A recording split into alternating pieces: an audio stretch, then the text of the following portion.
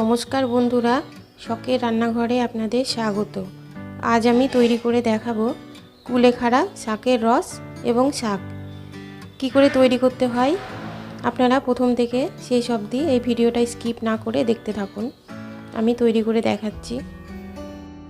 এই শাকটাকে আপনারা অনেকেই চিনে থাকবেন। এটা হচ্ছে কুলেখাড়া শাক। এই শাকটা যাদের শরীরে রক্ত শূন্য, শরীরে রক্ত হয় না, তাদের জন্য খুব উপকারী।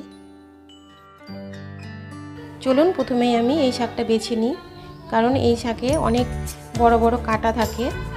এই শাকের অংশগুলো আমি বেছে নেব।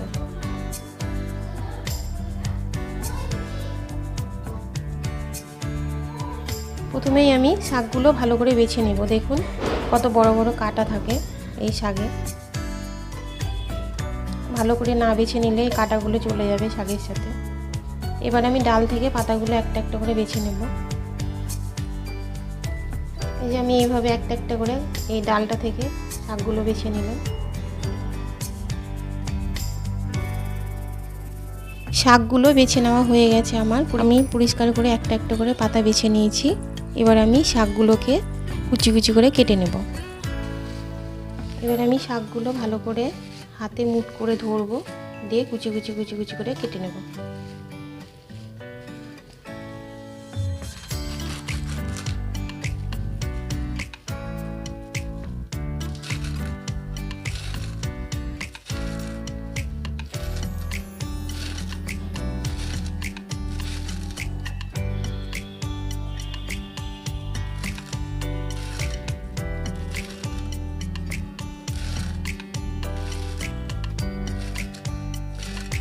আমি এইভাবে কুচি কুচি করে শাকগুলো কেটে নেব।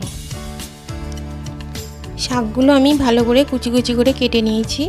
শাকগুলো এবার আমি জল দিয়ে ভালো করে 3-4 বার ধুয়ে নেব। শাকটা আমি 3-4 বার জল দিয়ে ভালো করে ধুয়ে নিয়েছি। এবার আমি কড়াই বসিয়ে কড়াইটা গরম করে নেব।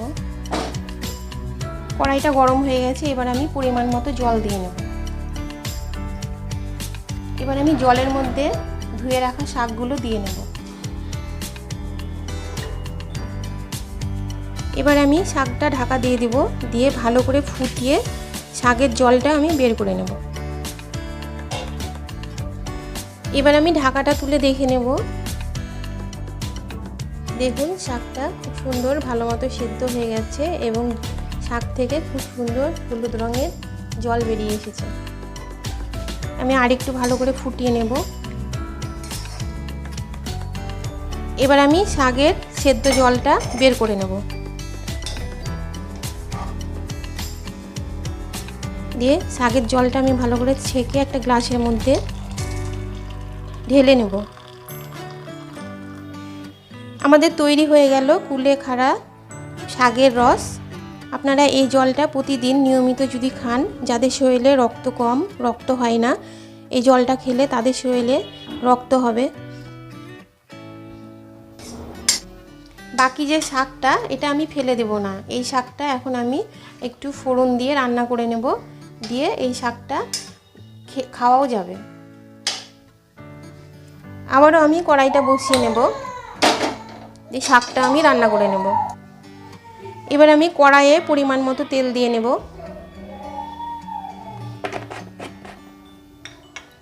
তেলটা গরম হয়ে গেছে। এবার আমি তেলের মধ্যে ফোড়ন দিয়ে নেব, শুকনো লঙ্কা, তেজপাতা আর সামান্য একটু পরিমাণে 5 ফোড়ন।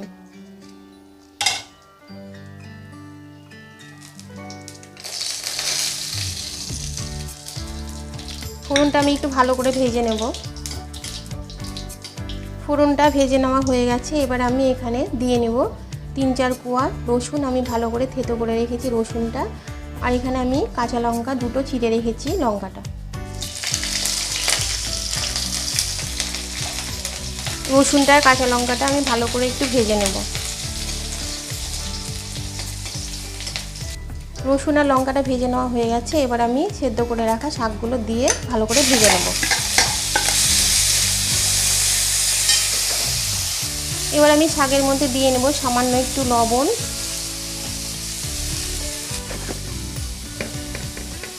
আর দিয়ে নেব সামান্য একটু হলুদের গুঁড়ো। এবার আমি হলুদ লবণ দিয়ে শাকটা ভালো করে ভেজে নেব।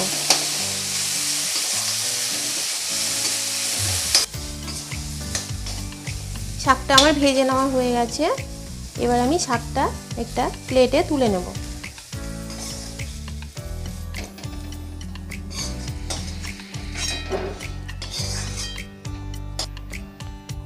আমার কুলেখাড়া শাকের রেসিপি তৈরি। আপনারা দেখলেন আমি দুটো রেসিপি তৈরি করলাম। আপনারাও বাড়িতে এইভাবে তৈরি করে খেয়ে কমেন্ট করে জানাবেন। যদি ভালো লাগে অবশ্যই একটা লাইক করে দেবেন। আপনারা সুস্থ থাকবেন, ভালো থাকবেন এবং আমার চ্যানেলের পাশে থাকবেন। ধন্যবাদ।